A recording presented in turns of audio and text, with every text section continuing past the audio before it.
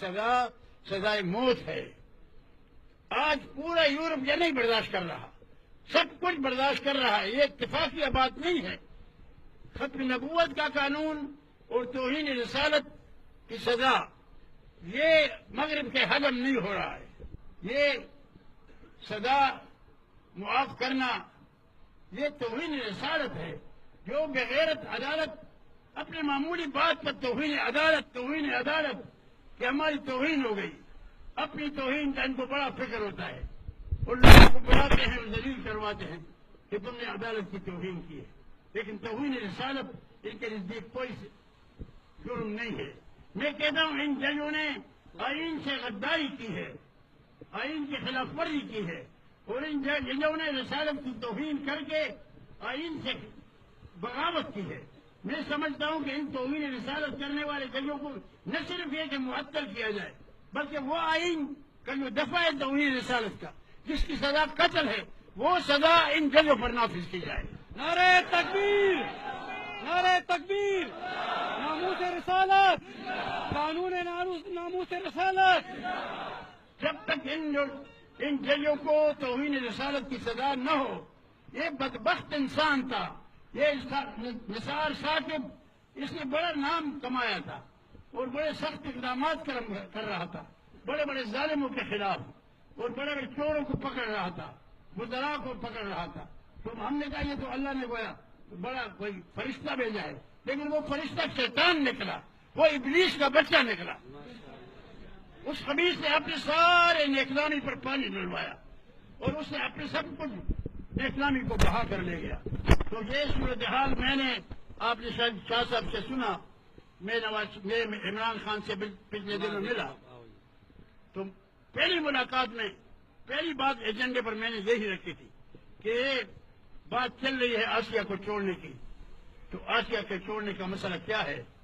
وہ پریشان سا تھا کہ بہت یعنی خاص وضاحت نہیں کر رہا تھا، لیکن گو مگو میں تھا۔ میں نے کہا ایسا کرو گے تو تمہاری حکومت اللہ چھین لے گا، کیونکہ میں نے نواز شریف نے راتوں رات ممتاز قادری کو پھانسی پر لٹکایا، حالانکہ پورا ہندوستان اور پاکستان ضرورت نہیں کر سکتا، لیکن وہ خبیث آدمی 1000 مرزائیوں سے زیادہ خطرناک تھا۔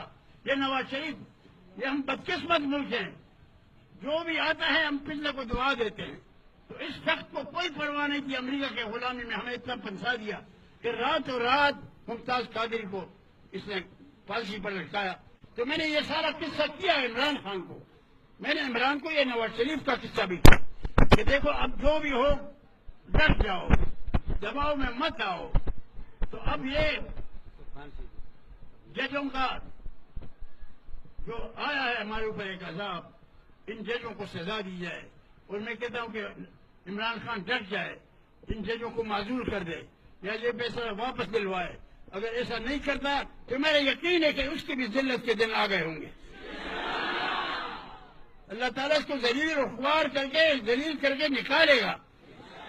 وہ تمام پارلیمنٹ کی یہ حالت ہے کہ آج مجھے شاہجی کہہ رہا تھا کہ صبح سے تقریریں ہو رہی ہیں، شہباز شریف بھی آیا ہے اور کشمیر کا رونا رو رہا ہے، لیکن آج کوئی ممبر پارلیمنٹ میں اس مسئلے پر نہیں اٹھا، نہ شہباز شریف اٹھا، نہ کوئی اور سرکاری آدمی، نہ ممبر، نہ اپوزیشن، سب خاموش ہیں۔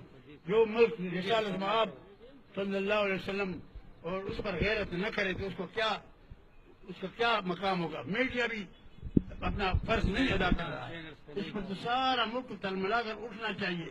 یہ ناموس رسول اور اس کے رسول کے لڑنا انشاءاللہ یہ دیوبندیوں کی حمیت ہے، اس میں علماء دیوبند سب سے آگے ہوں گے،